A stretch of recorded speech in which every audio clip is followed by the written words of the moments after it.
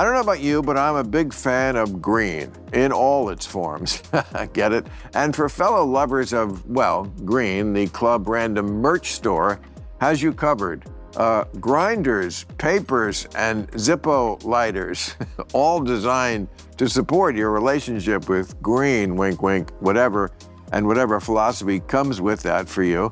Head to clubrandom.com and bring home some random. So, I saw a spider in my house the other night, not a little one. And once you see one, now you're thinking about all the ones you didn't see. Suddenly you're not relaxing, you're checking every corner. That's when you decide, all right, time to take care of this. Luckily, there's Pesty. They send you a kit with everything in it, a sprayer, mixing bag, gloves, the actual treatment, the same pro-grade stuff the professionals use. And they've got a 100% bug-free guarantee. Go to pesty.com/random for an extra 10% off your order. It must be a very popular course. I'm having the time of my life Really? teaching this course, yeah. It's like writing a song. Club Random. 1993. Wow. That was a bad trip. Yeah, it caused a chemical imbalance. That stayed with you? Club Random. Got will.i.am? Sitting right there? What How up, are man? you? Good to see you. Been too long. I'll call you back, What are call you you back. watching on your phone? Oh, no, I was talking to my my CTO about a model, a technical model.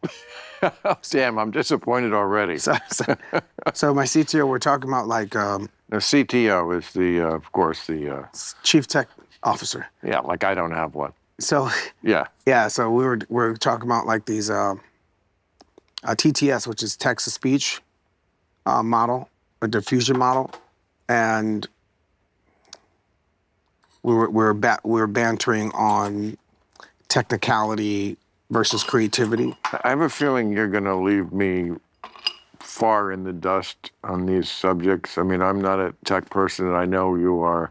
Oh no, I'm a curious.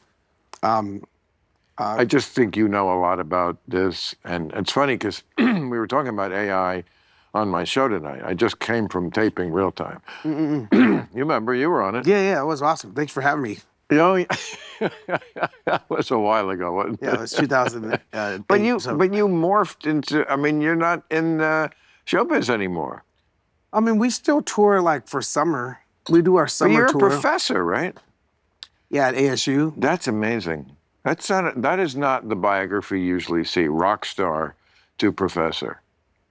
You know, I try to switch it up. No. You obviously you got the goods. I mean, you can't just ask to be a professor. You have to have studied and have the degrees and get tired. So I mean, but obviously you love it, right? You must. Yeah, You wouldn't do it. I'm having a great time teaching my syllabus that I created called the agentic self to solve a problem. The what self? The agentic self. See, already I'm lost.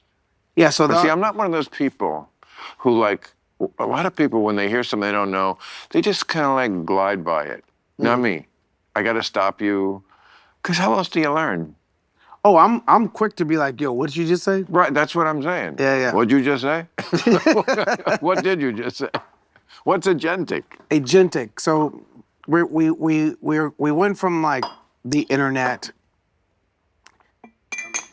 compute to the internet to AI, Right.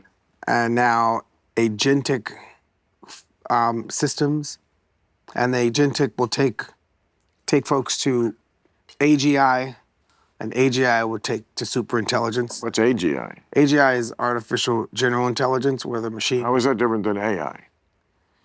Well, AI, humans are still either prompting, humans are still.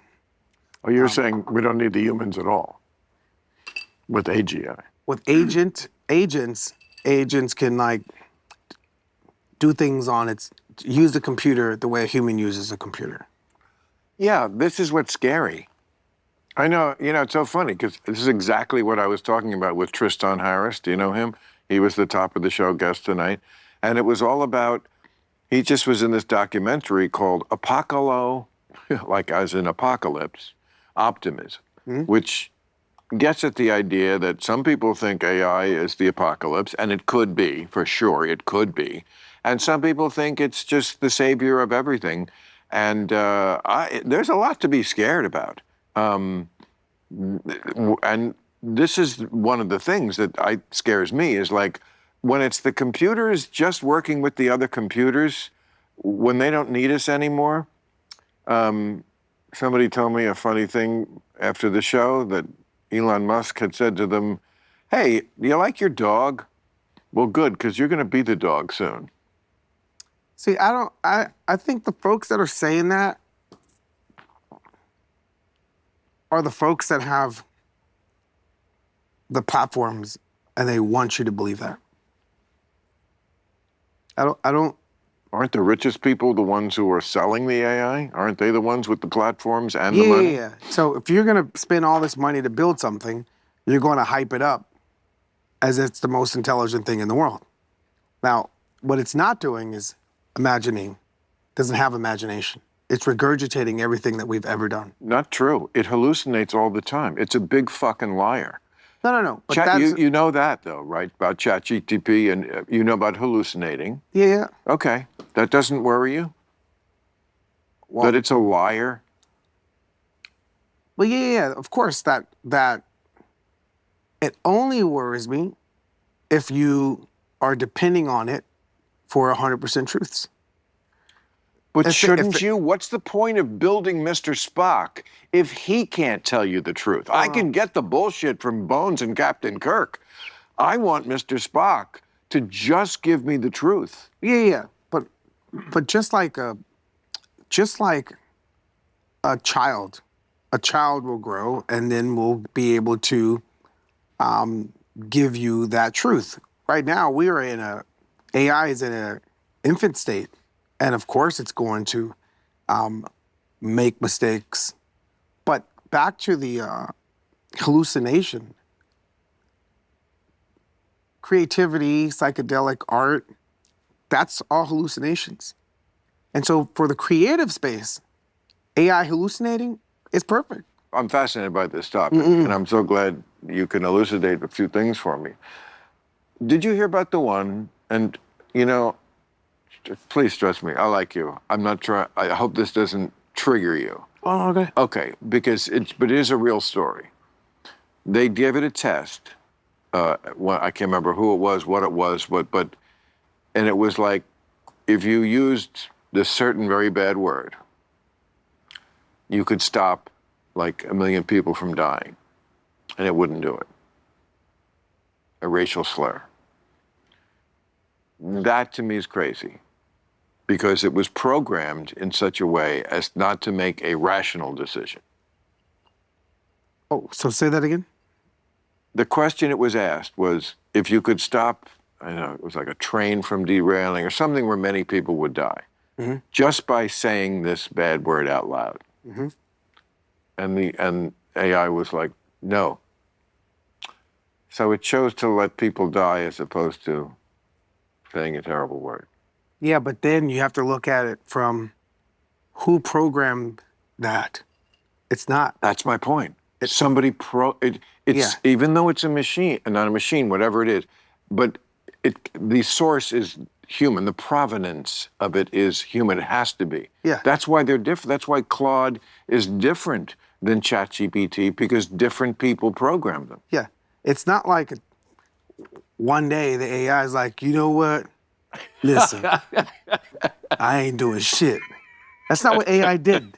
Well, So- well, I mean, when you put it that way. Somebody programmed that.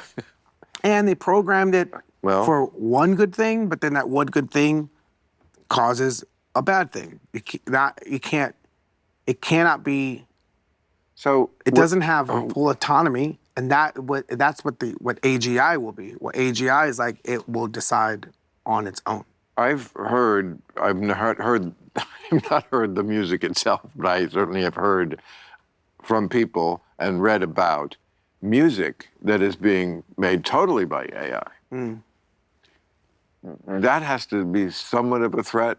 You don't find that like something. I mean, this is I mean, I don't find that how many at all. records have you guys sold? 100 million records or something? Something like that. Some big fucking number that puts you in the big leagues of recording artists. Okay. So now something comes along, and people are fickle. And by the way, when it comes to like what you like as what relieves the burden of your day, the music, the TV, the movies, you should have complete autonomy. I mean, I don't ever expect anybody to like me because fan loyalty. The second I stop doing the thing that they like that I do for them, they will stop watching, and they should. If they like the AI song better than yours, they'll buy it. They'll use that instead. They'll listen to that instead of what. I don't know. I mean, The only thing that bothers me with AI music versus human music is not that AI makes awesome stuff. Prince made awesome stuff. Michael Jackson made awesome stuff. yeah. Did that stop me from making music? Because Prince was a better musician, better singer, better everything than I am. But that didn't stop me from making my own music. Do people want to listen to Prince's music over my music? Damn right they do. I want to listen to Prince's music over my music. But does that stop me from making music? No, it doesn't. So is it going to dawn? Well, you had some. Your band had some bangers that are just as good as Prince's great stuff. I mean, that's just look. I always say I'm just the young man in the 22nd row. I have no musical ability. It's very liberating because you don't have to do anything except say, no, this is actually what I like. Yeah. But I love the one that I guess you can't play anymore. I guess you rewrote it, but I'll get retarded. Let's get started? Let's get started. You're adorable. Let's get retarded. And like, I'm not trying to say the word retarded. I'm not like, reveling that we can say it again. It's not that big a deal. If you don't want to hear it, I'm sorry. So I could break down But, that. it just shows what a different place we were in 20 years ago. Yeah, so but if you're in the studio, right, and you have a conductor or the producer, and they're telling the band and the instructions on the song, and the producer or the conductor says, okay, on bar 24, we're going to retard on bar 24. That's a thing? That's a musical term. That's awesome. So But this is, retarded is also a word in the language that means many things. It wasn't, it's like, yeah, that's the reason why on the lyric it says, in this context, there's no disrespect. So when I bust my rhyme, you break your neck. We have 5 minutes for us to disconnect from all intellect and let the rhythm perfect. That's great. Us to lose our innovation, follow your intuition, free your inner soul and break away from, right? Tradition. Beautiful. So that song, Let's Get Retarded, is a musical term meaning to let's slow down our inhibitions. Retard on bar 4. And in the first verse, it says, in this context, there's no disrespect. Because we're using referring to slowing down our inhibitions on bar 24. Well, good luck explaining that to Greta Thunberg. Because Which is the she's reason- going to fucking kill your ass. Which is the reason why we said, okay, let's just make it, let's get it started. Right. And it rhymes. And it, right. I remember Barkley had So Fuck You, and they changed it to Forget You. Mm-hmm. It was a great song. It is still a great song. Yeah. Forget You. I mean, that doesn't work as well as Let's Get Started. But I like that because not every battle is worth fighting. You got to pick your battles. I always say this about Trump. He does a million things, and I just can't get excited about all of them. Some of them are just like the cloud that they tell you when you meditate. Thoughts come into your head. Don't fight them. Just let them pass like a cloud. He wants to put in a ballroom. Okay. I'm just not going to get excited about it. I've had too much fun in ballroom. But speaking of Let's Get Retarded, going back to that, we decided to take it off of the DSPs ourselves, DSP. like the digital streaming platforms. Yes, okay. We were like, I think it was sometime in 2017. 2008. Yeah, that was good. Yeah, we just like, hey, let's take it off. It was like mid 2010s that we took it off the SPs and just focused on let's get it started. Now, was that a band decision? Did you have a band meeting? The band members gathered around and you tabled this issue and said, let's take a vote as a band. Did Fergie get, did she make a speech on this one side? And No, she's only in the intro and the outro of that song. well, she's in the band. No, but that song was recorded before we met her. Really? Yeah. Oh, I guess I'm remembering man. It's like it's tough when you're 70 because like You're 70? yeah. Man, Yeah. you don't look 70. Well, thanks. I would alter clean living. But you say you still go on the road. Yeah, we go on. We do like our we call them free summer vacations, or paid summer vacations. How long? We usually go out like 2 to 3 months, the whole summer. Oh, wow. But this year is just a month and a half in Europe. Oh, Last year we went to China, wow. Singapore, Thailand, Indonesia, Philippines. This year we'll do Sweden, we'll do Slovakia, Poland, Lithuania, UK, France, Spain, Hungary. You like being away? I mean, you like seeing all these different places. I love it. Love Yeah, it. I bet. I was in China 3 weeks ago. What city? Shenzhen. China has like cities with 10 million people that we've never heard of. Yeah, and they make the world's everything. Yeah, well, certainly when you put tariffs on them, it doesn't. No, like it's really fascinating and awesome to see how they work The Chinese? and the level of like attention and detail, Oh, yeah. the joy that the folks that own the factories and what comes out of them. And I want to have some version of that in the inner city that I come from, or in all the inner cities that reflect that way of life. Like Shenzhen 30 years ago was a fisherman's ward. Right. And Yeah. now it's, New York.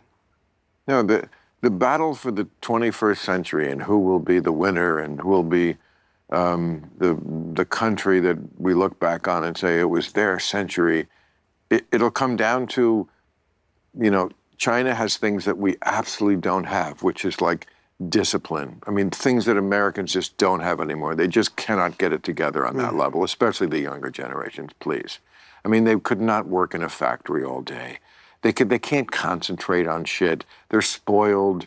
They're too fragile. All these things that China doesn't have. That's why China can build a city in 6 months if they put their mind. They can build a bridge in a week. We don't have that. But they don't have freedom. Their people are not free. It is a police state. And when you don't have that, Their freedom is different than their need of freedom is different than our need of freedom. Not all. That's kind of patronizing to say what another person's need of freedom is. So, I saw a spider in my house the other night. Not a little one. This thing must have gone to the gym. And once you see one, now you're thinking about all the ones you didn't see. Suddenly you're not relaxing. You're checking every corner. That's when you decide, all right, time to take care of this. Luckily, there's Pesty. They send you a kit with everything in it, a sprayer, mixing bag, gloves, the actual treatment, the same pro-grade stuff the professionals use. Not that watered-down hardware store mystery liquid. You mix it, spray it, done in like 10 minutes. No appointments, no strangers wandering through your house, dirtying up the floors with their nasty shoes. And it's customized based on where you live, the season, and the bugs you're dealing with, which apparently is a lot more scientific than your previous strategy of close your eyes and hope they leave. It handles over 100 types of bugs, ants, spiders, roaches, and it's kid and pet friendly when used as directed. Also, it starts at around $35, which is nice because the alternative is paying someone hundreds of dollars to show up and say, yep, that's a bug. And they've got a 100% bug-free guarantee. If it doesn't work, you get your money back. Bugs hate to see you coming with Pesty. Go to pesty.com/random for an extra 10% off your order. That's pestie.com/random for an extra 10% off. Freedom is freedom. I think they maybe they don't know, maybe they're so brainwashed at this point they don't know how much freedom they need, but I think people yearn for freedom and they don't have it. No, say for example, you come from a place that was war-torn and you want to be free from that. That's different from I want to be free to do something that is not at the same level. So not every freedom is the same freedom. Sometimes you want to be free from tyranny. You want to be free from, people in the Congo want to be free from that oppression. People in America's freedom is a different freedom. And to say they're the same, that's not fair to those folks that are truly suffering. I agree. I mean, we are lucky. We complain about freedom, and some of those complaints, of course, are valid, and certainly in history, they're tremendously valid. But the perspective is important. To compare ourselves to what the rest of the human race has done with this concept is important. And we generally have more freedom here than many, many people do. And China is a complete surveillance state. I mean, we are also, but not nearly to that degree. And no, we're pretty. China's surveillance is like, hey, look, I'm watching you, and that's what it is. America's like, listen, I'm not watching you. These motherfuckers watching this, Bill. Get the fuck out of here, bro. They got satellites looking through this right now, bro. Get out of here. Do you see any cameras here? No. No, we're just hanging out. We are being watched now from our surveillance state is corporate. That's true. Absolutely. Their surveillance state is the government.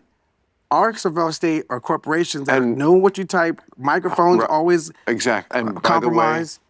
By the way, corporation, you're totally right about the corporate thing, but their biggest accomplices in that is us. Nobody fights it.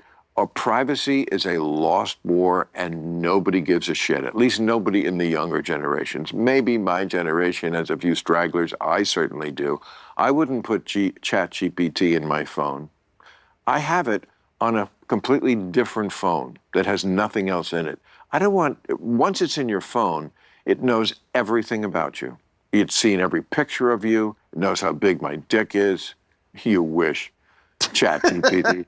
And, it knows every text I wrote. I don't want fucking Chatty to know everything about me like that.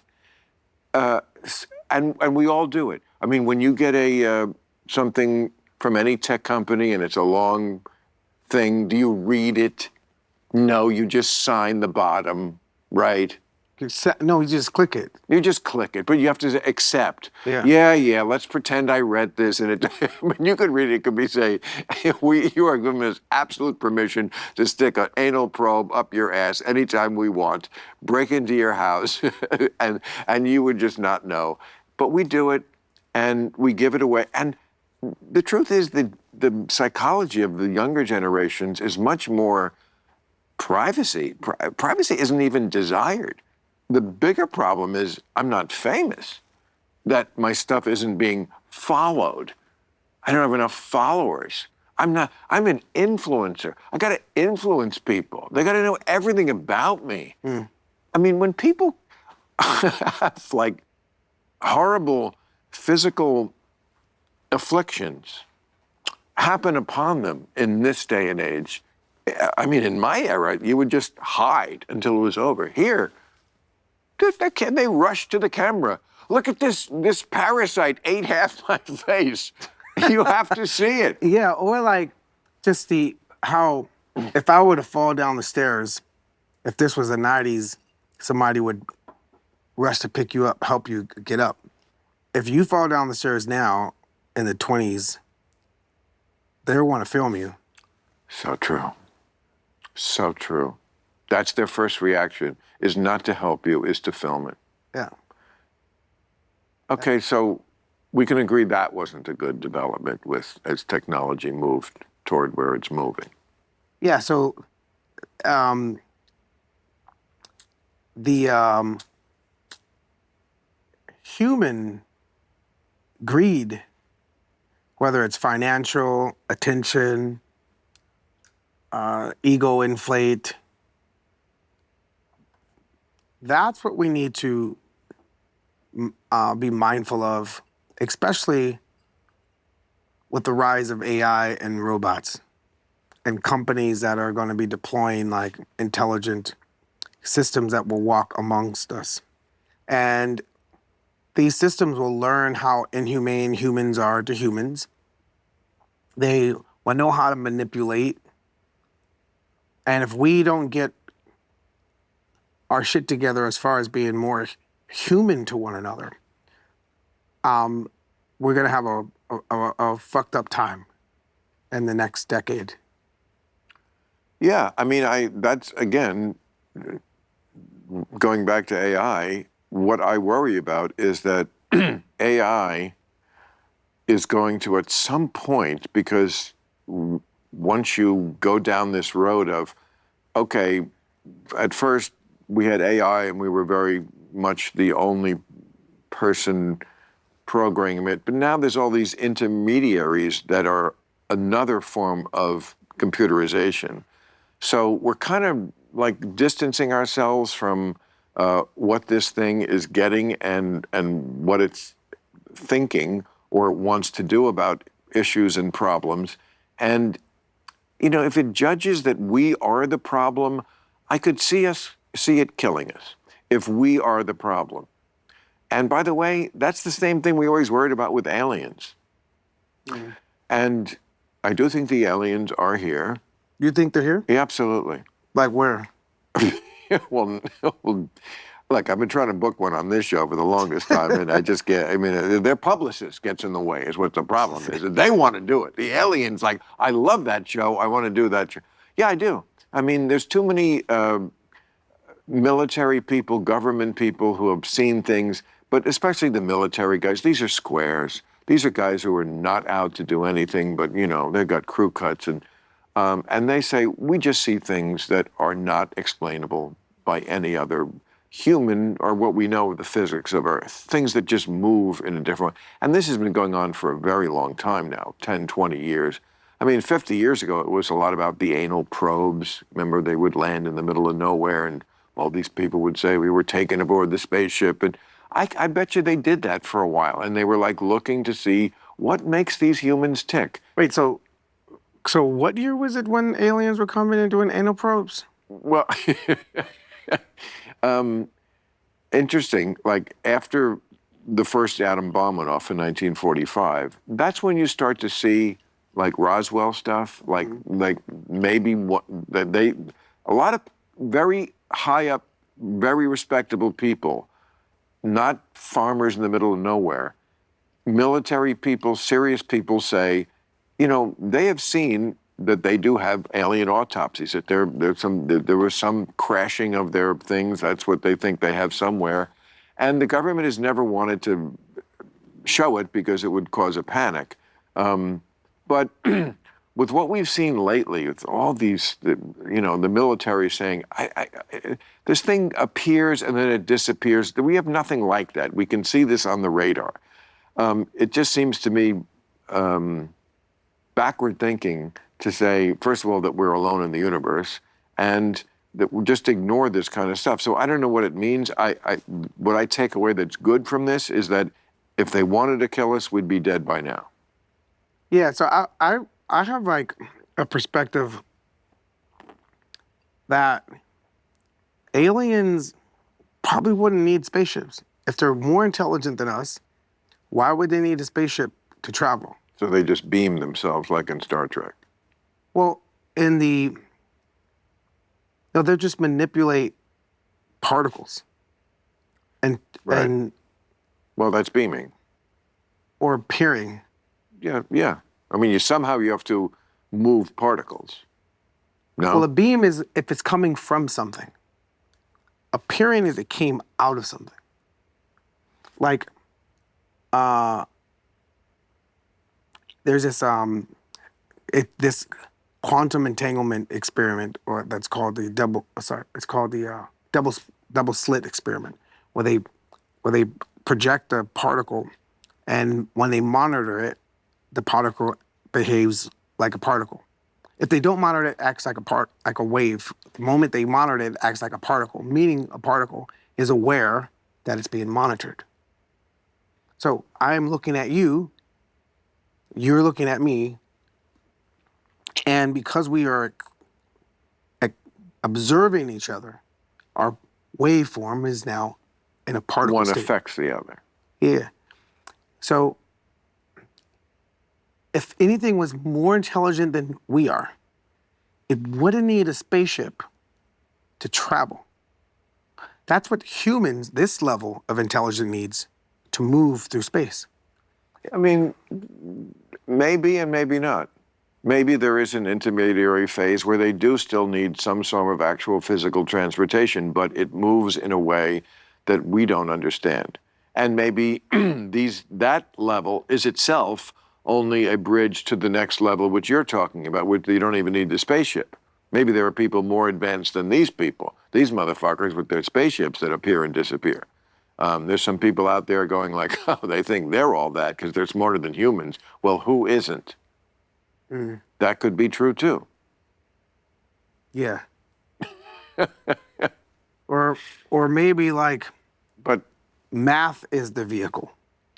well, it's funny. I had a math teacher who used to always say, if we ever have contact with anyone outside of this solar system, math is the universal language. Yeah, it is. Yeah.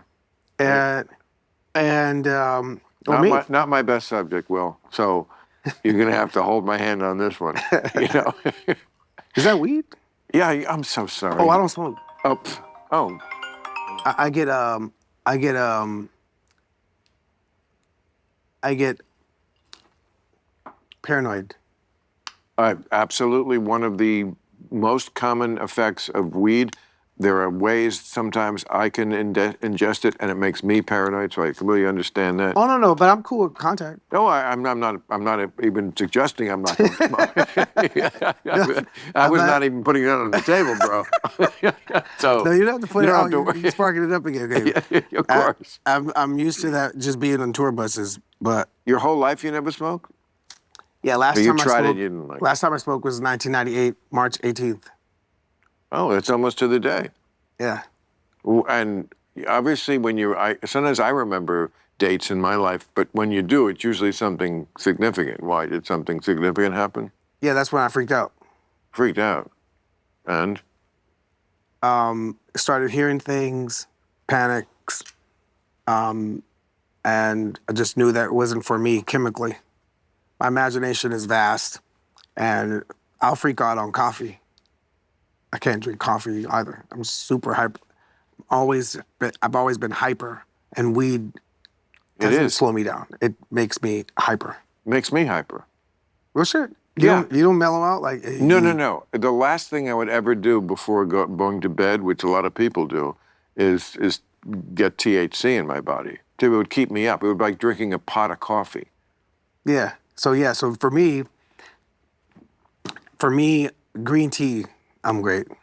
But the best stimulant is lack of sleep.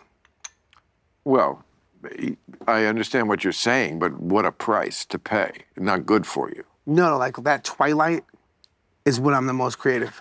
Oh, is you what I'm mean? saying. That I thought you meant because Keith Richards used to stay up on purpose just to get that kind of crazy high you get from. Yeah. It's almost being delirious. You're not talking about that. Yeah, that's the best.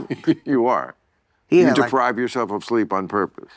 No, so I'll go to sleep creating right before it's time to go to sleep the best ideas. And then waking up, you know that feeling like 5 minutes. Come on, just 5 more minutes, let me sleep. That feeling is the best feeling. Instead of laying down and sleeping for 5 more minutes, I'll go and complete what I did the night before. And that feels the best. I've never felt a feeling like sleep and wanting to sleep more. That's the best feeling in the world. I know what you're talking It's like about. orgasmic. Yeah. Wanting to sleep more when you can't is the best feeling. Well, there is. I don't know about that, but for you, great. But for me, I know what you mean about that. That sort of like in between world where sometimes you wake up, you're fully up, and you go, "Was that a dream?" Yeah. Or Yeah, I love that. That's the best feeling ever. was that a dream, or was I really? No. I mean, I woke up and I must have at one point been dreaming about something, and then kind of woke up briefly. But when I went back to sleep, like the reality kind of mixed in with the dream, so it became a dream, but like with very realistic dimensions. Because very often a dream is crazy, My dreams are really vivid. and they're also crazy things, right? They're not things that would really be happening to you. I mean, you're like riding a dinosaur or something. No, my dreams are like memories. Like they're kind of they're sometimes no different than this. I don't have wild. And then my dreams are like I have like memories and things to do in my dreams. Okay, well, let me give you an example. I don't know why I'm the nicest guy in the Like world. I got a calendar in my dreams, shit they gotta do. I got phone numbers and contacts in my dreams with people that are there, Oh. sequential. So you have like to-do lists in your dreams? No, like there's, like this life. Yeah. Like I came here, went down a road that I've driven down before, Right. walked through the gate. Mm-hmm. Your guys like watch out for that bar there. Saw your spread, the house. I'm like, wow, it's really nice layout. Came in, saw the den. Like, wow, the studio's pretty awesome. Like this feeling here, my dreams are like that. My dreams are not wild, dinosaur-y. It's like, and I'm conscious in my dream. Like, something happens, I'm like, oh, well, I'm dreaming, right? Okay, cool. Well, let's do shit. My dreams are, I'm just as much as aware in my dream as I'm aware awake. So I had this dream. Like, I don't get specific, but it's like sometimes you have beef with somebody, you just do, especially in my business where I'm saying controversial things, right? So I had this dream where, like, this guy and I who have this beef, like we're in a restaurant, we ran into each other, and there was like this confrontation. And I remember thinking after I woke up, it was exactly like what the actual confrontation would have been. To your point, it's not always crazy. But then I turn away and I start talking to this other guy who was just like a man, but like with a, either a wolf or an ape head, which I just accepted as normal. And he was kind of getting in my face, and like, I think at the end I said, nice talk for a wolf boy or whatever. We had like a little fight, but that was in real life, if this happened, I'd call Bellevue.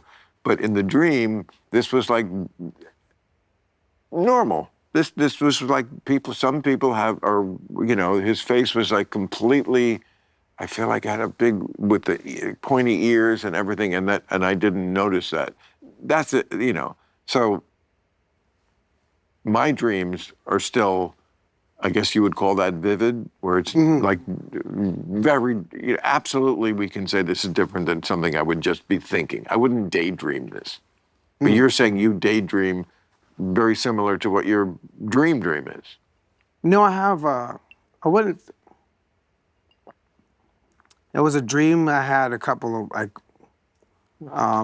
days ago, and I woke up from the dream, telling somebody the dream that I just had, but in my dream. Oh, now we're in the Matrix. Now we're like in Interstellar. So yeah, I get you. I dreamt I've done something. that a little. Woke up, Yeah, went about my day right. in my dream, waiting to tell somebody the dream that I just had. So what do we deduce from this when a mind is like that? When the dreams are closer to reality than most people's are? What do we think that says about your mind? I mean, obviously you're I don't know. on a higher level than a lot of people. You're a professor, and you're No, I don't know. I don't know if it's higher level or lower. I don't know what it is. I just think it's. I think you gotta. I mean, I bet you your IQ is higher. I don't care. I don't want to be the smartest guy in the world. They're never the happiest. You know, I'm pretty. I just want to be the wisest, not the smartest, the wisest. And there is a difference. What's smart Wise is, people don't do stupid things that make them unhappy. Smart people do it all the time. Smart doesn't stop you from being unhappy. I've known some of the smartest people in the world. First of all, some of them are on the spectrum, like everybody who controls AI. Nothing too worrisome about that. Mark Zuckerberg, totally on the spectrum. Elon Musk, Sam Altman. These are all evil robots to begin with. Are you kidding? We don't have to wait for them to take over. They already did. Really? Zuckerberg is a real boy? Okay. But, no. Has there been baby pictures of Zuck?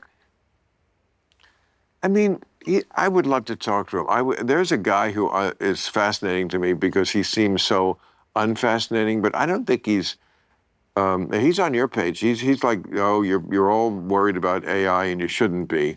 But, you know, that's what he would say if he was a robot. But I would love to talk to him because I think he's like most people. I mean, I see it all the time on this show, on my show. I had a Republican congressman on tonight who, like, I'd only read about her. And then it's like, oh, you know, if I'd only read about you, you're stupid, you're a hothead. She's not any of those things. We don't agree on many issues. But you know what? I always say it, everybody's a monster till you talk to them. Who haven't you interviewed that you want to interview? Ironically, mostly Democrats, like, because they're such pussies, they won't come on the show. Like the Clintons. I mean, you know, Kamala, I voted for you. Really? You haven't interviewed them yet? I would love to.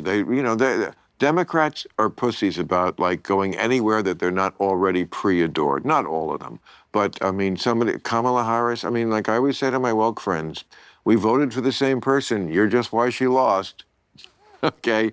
You're a little too precious.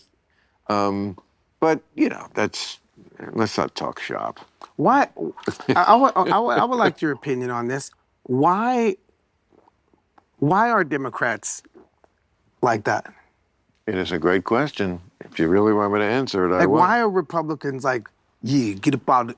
And then why are Democrats like, oh, okay. I mean, it's like people in general always fall into one of two camps. I mean, obviously men and women, and not that we're saying there's only men and women. Of course, trans is a real thing and gay and blah, blah, blah. But generally there's a default setting. And we are yin and yang. I mean, this is through every culture that everything is sort of, I mean, if you want to talk spiritual, like a lot of religions begin with the notion that this is why there's pain on earth. In the spiritual realm, heaven, whatever you want to call it, there is only oneness. In the Fairy Queen, he names the queen Una, U-N-A, as in unity. Una, there's just oneness. There's no pain when there's oneness. When we're here in the earthly realm, everything is black and white, man and woman, you know, all these kind of things, Republican and Democrat, liberal and conservative, all these things that give us pain because they cause conflict. Crips and Bloods. But Crips and Bloods, they're like just as aggressive. I thought that they had made a pact. I thought they were like working together now. No? Oh, they probably are, but they were, you know, at odds. But my Yes. I would always wonder, like, I'm Democrat, but I would be a little bit more aggressive when it comes to like fighting for the things that we should be fighting for.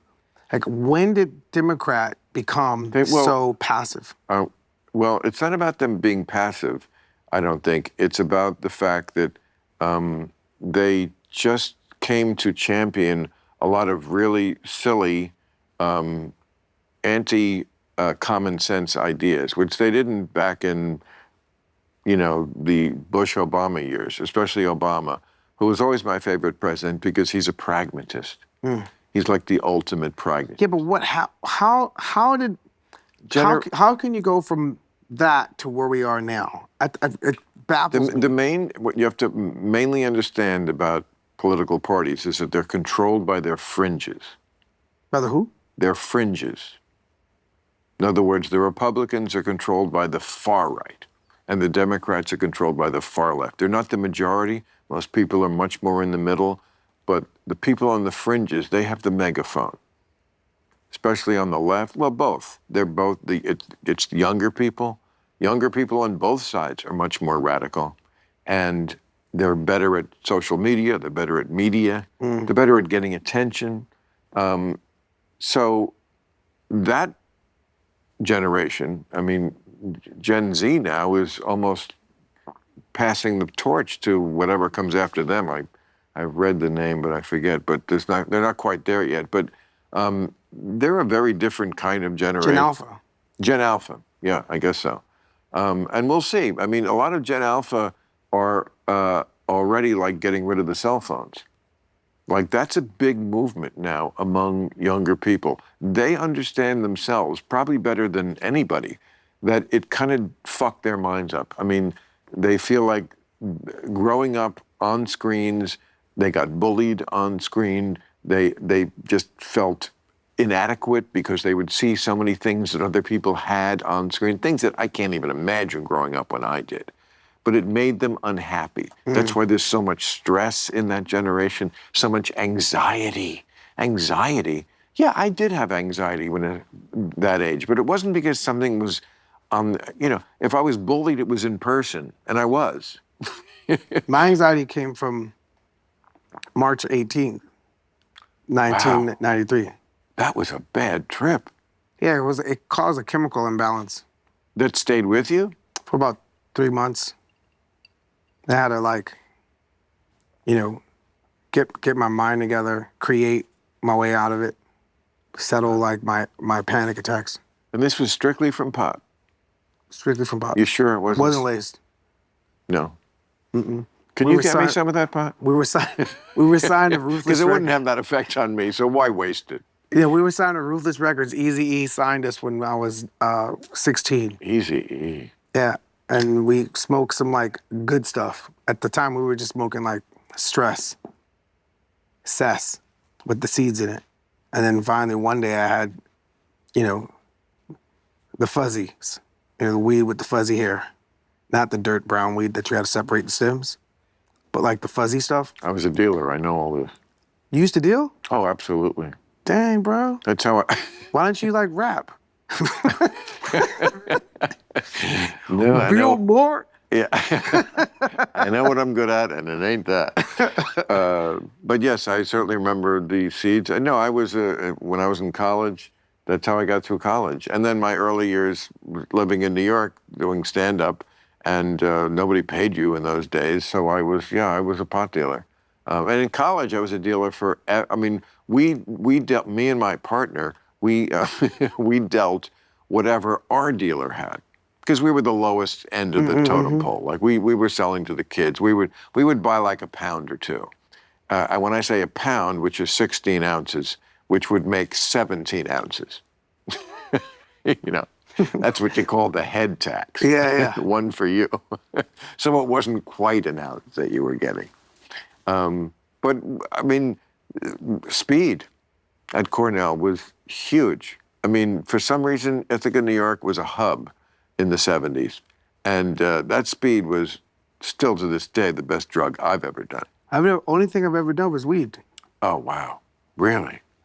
weed. Well, some night, let's get retarded. Wait.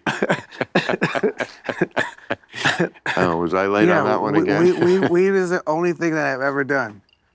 And yeah, it was, You were never curious about, I mean, it seems like with your mind, or I guess, maybe you don't need it. I need it. And I'm not afraid to admit it.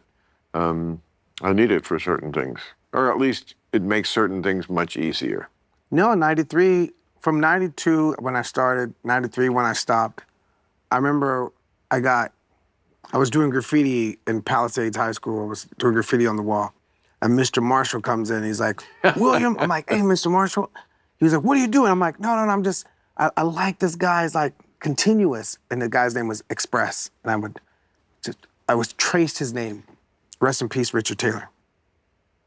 And I flushed the marker down the toilet. And my tag was like right besides, but I was quick-witted. I was quick with my BS to flush the marker down the toilet and like, no, Mr. Marshall, I wasn't writing. And he was like, get over here, check my pockets. And he found some weed in my pocket. And I'm like, oh, fuck. So Mr. Marshall's like, William, I can expel you for this. I'm like, Mr. Marshall, this is not my weed. This is not even my jacket. He was like, you expect me to believe that? I'm like, Mr. Marshall, if this was my weed, I would have smoked it. I'm not even gonna lie to you. I smoke, but this is not my weed. I didn't even know I had weed in my jacket. He was like, you know what? I could expel you for this. I could kick you out of the school. But we're gonna put you in rehab. So I had to go to rehab at Palisades High School for weed. What? Because I admitted that I smoked weed. Okay. And this answers your question about why Democrats lose. so then, Really, I mean, like, not everything has a bureaucratic solution. Yeah. It's just like, it's too much. so I went, and they were like, we had to stand up and say like, my name is William Adams. Oh, for fuck's sake! Like an AA meeting? Yeah, but I went to Palisades, so we had rich kids that smoked. There were cokeheads there. Mushrooms, like everybody, the pillars. So this is 98? No, this is 90. This is 93. So who else was there in 93? Like other celebrities? 93, Whoopi Goldberg's daughter. We went to school together. Was in this program? No. Oh. Not in the program, but we went to Palisades okay, together. I see. But yeah, Pally was a great school. But when I was there in the program, I was like, look, weed makes me creative. I was like the typical, weed spokesman. It slows down my mind for me to I could freestyle right now. Anyhow, and then a couple of weeks later is when I had that moment. And from there. So what town did you grow up in? I grew up in East LA, Boyle Heights, and got bussed out to Palisades. So I got bussed out for 12 years, for 12 years of my life. 12 years, 2 hours to and from Boyle Heights to Palisades. Pacific Palisades? Yeah. I went to Brentwood Science Magnet. It's then I not, went to it's not 2 hours. Huh? It's not 2 hours. Boyle Heights? An hour and a half dropping off everybody on the way. Oh, it was a bus. Yeah. So we had to pick up everybody. So you were bused there? Yeah. It was like a busing thing? Yeah, magnet program. And you wanted it? Yeah, it was the best thing ever happened to me. Really? Because you did like that school better. I like hanging out in Palisades and part of Revere Junior High, but going to Brentwood Elementary School compared to the teachers, the equipment, the curriculum, in Boyle Heights, I'm so blessed to have gone to Brentwood Science Magnet. And what do we owe this disparity to? Why was one place so much better? Oh, my mom. Oh, shit. Are you talking about zoning? Zoning. The zoning. In Brentwood, you don't have liquor stores and check cashing and right. That cocktail of liquor store, check cash, motel, strip club right next to the school. That cocktail is a setup, right? Because that means there's no financial literacy. You get a check, you cash it. You get some money, you go to that liquor store. Or the strip club. From there, you either go to the strip club, you go home, you go to the motel, because somebody got kicked out of the house. Like, why would there be a motel there? Why that combination? And bad food that's going to create hypertension, high blood pressure, high cholesterol, diabetes.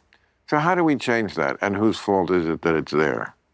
I think it's if you look at it for face value and that setup, because in areas where you have that cocktail, folks that live in communities like that have a higher percentage of going to prisons. And those prisons are also privatized. Yes. So you have privatized prisons, horrible food, no financial literacy, addicted to substances, and the dehumanizing of people, seeing them as objects. And you don't have that in areas where people are affluent, they have financial literacy, they get money, they grow wealth, they eat better, the food in their community is healthier for them. So, but what I'm getting at is where do we find the root of this problem? Who's responsible for changing it? I'm just asking. I'm not loading the question. I remember having Witten Marsalis on. You know Witten, right? Mm-hmm. And we were talking about. I think it's. I hope I'm not misquoting or misremembering. But come on. Sometimes I blame the pot if I am. But I think it was Witten, and we were talking about Newark, and he was saying that, Republican administration, Democrat administration, it still looks like Newark. And I remember playing there many times. And you would, I remember where the plane landed and then driving to the venue, and you would pass through this section of town that looked shitty, like what you're talking about. And then you'd get to a different section of town where this nice, there was 4 blocks of, nice buildings. And it just seemed like whoever is in charge, Newark's gonna Newark. Like why are the Democrats better if it doesn't change when they're in charge? Like why does it always seem, this is what we were kind of like musing over. Like who's not doing what? And why, if the Democrats are a better party for people of color, why doesn't it look different when they're in charge? that's the riddle. But both Democrat and Republican are to blame for how communities are zoned. Like there should be some things like you don't mix. You don't mix, poison in the water. Right. You don't put certain combinations together. And so that combination in certain communities, you can't blame the result. And to survive in those communities, people were selling illegal substances. That illegal substance is now legal. Would you? There's folks that were selling weed in the hood that had to go to prison. What about a weed store? Would you, when you say, oh, you shouldn't have the school next to the strip club and the liquor and the blah blah blah, would you put a weed store in that category with the things that shouldn't be? Because I own one. So no. Or partly own one. So I would look at it like I don't think weed is bad. Me neither. Like everything at moderation, depending on the person. Some people's tolerance is here, some people's tolerance is there. Right. There's obviously a business that, and I'm biased to what I'm about to say because I know people that went to prison for a long time when they were selling weed when it was illegal. Now that they've gotten out, you would think they're gonna get out and be the best weed seller, but they can't even do that in a way where now it's weed billboards. And folks that have spent a lifetime doing something that's now illegal, that to me is heartbreaking. And if they were to come back into the community and have that dispensary, but having a license to, I don't even know if they can have a license to have a dispensary now that they've come out of a correctional facility. No, of course you can't. I mean, they're very super strict about mixing any sort of pot with.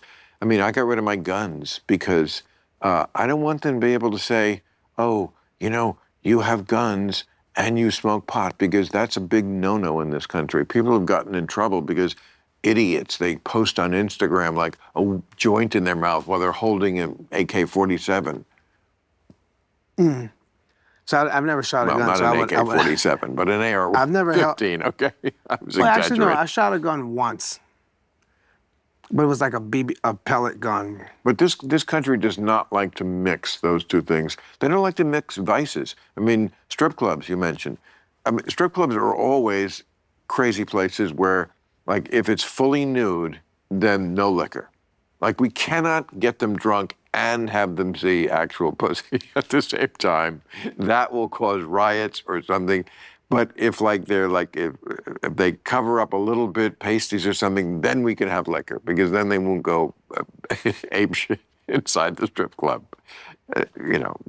Some of these things are grandfathered in from like 200 years ago or 100 years ago or some shit like that. But I mean, you say zoning, I think redlining, but Redlining and zoning just falls in the same yes, but but it does not. puppeteering of But how people's lives are configured to be lesser in Yes. the environment that they're in. That is the history. I'm asking if that's the present. You think that it's a conspiracy that? I don't think it's a conspiracy. I think Oh. it's like a known practice for our neighborhoods to be configured the way they are, and then a known practice that folks can't, at one point in time, couldn't go out and buy in certain areas. So if you were the king of Los Angeles or any city, like a big city, you would change the zoning laws? No kings. But No. if I was, But if you could just snap your fingers, you would change the zoning. That would be like job one for you. Like, make sure that you just, because no, job one for me would be to educate folks in the community to the same level, because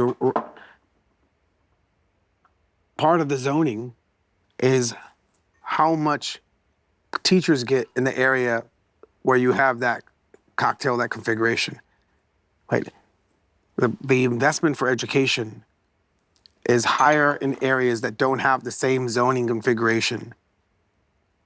So I would have equal access to higher education, and then mentor and inspire a cluster of youth to go back to the community and change the community via entrepreneurship themselves. what are your kids? I mean, what are your students? I mean, they must be like, So my foundation, I have a foundation called I Am Angel Foundation. no, but like when you teach, like, I mean, I remember when I was at Cornell, there was a couple of like sort of celebrity, Carl Sagan was there. He was a big astronomer who What? Yeah. Damn. Oh yeah, that's where Neil deGrasse Tyson met him, and it was the whole thing. He mentored Neil, but what it must be like to have like the rock star as the professor. The kids must be a little bit different than they would be in somebody else's class. I mean, you must notice some sort of, I try not to. awe that. No, I try not to go in there like that. But that was my biggest worry. I mean, if I was in Cornell and like Billy Joel was the professor, it would just, I mean, it would just, I can't believe it wouldn't like, I mean, first of all, it must be a very popular course. It's a. I mean, I'm having the time of my life Really? teaching this course. Yeah. Once I realized like it's like writing a song, I got the gist. What is teaching is like writing a song? Well, the arc of the 3 hours.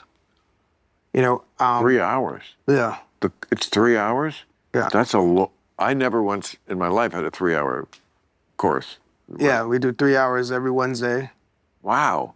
Those kids sit there for 3 hours? Yeah. Good for you. It's Because, boy, attention span is, there must be a break, a bathroom. we have bio Yes, breaks please. every 55 minutes. 55 minutes. I love it. The kids can't go a full hour. Yeah, 55 minutes, 5-minute bio. And then they must thirst for their phone. No, we the phone is a part of the Geez. course Oh, wow. because they're building their personal agent. So we have I see. we have the first hour. I set up the discussion, the debate, the banter, and the problem that we're going to try to aim our imagination at alongside the agent that we're building. We point out the lack of governance, lack of regulations in the space. Every week we open up a new module or a new feature. How are they tested? Say again? How are they tested? We test the students on how ethical they're building their agent. What's a test look like? A test look like it's not really a test from a traditional viewpoint. So, for example, in this realm that we're in, where agents are deployed by companies under no regulation and no governance, and now we have people building their own personal agent. We test and mentor. We mentor the students to build ethical agents. And so an agent will then be given a simulation on what the agent would do in a scenario. How you grade that, you have to be also careful how you grade that, because you're preparing them for real world scenarios. And the grade is not the class. The grade is preparing them for real life scenarios. Mm-hmm. So you can't give them an A or a B or an F. You just have to have them think critically, think morally, have an ethical approach, so that when they take their perspective and their business that they build out into the world, they remember how. So they don't get any kind of letter grade. Say again? They don't get any kind of letter grade? Yeah. But for scenarios like that, I don't think the grade is not there. The grade is how you prepare them for being ethical, moral, and collaborative with the community or a national. How do they know if they did it well if they don't get a grade? The way that it's not a.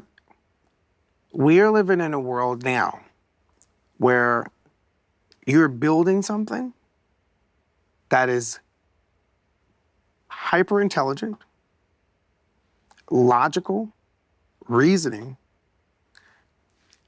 and you have to be careful on how you grade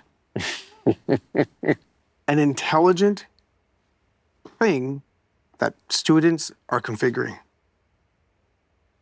And you want to help them build ethical contributions to society where you don't lead with greed.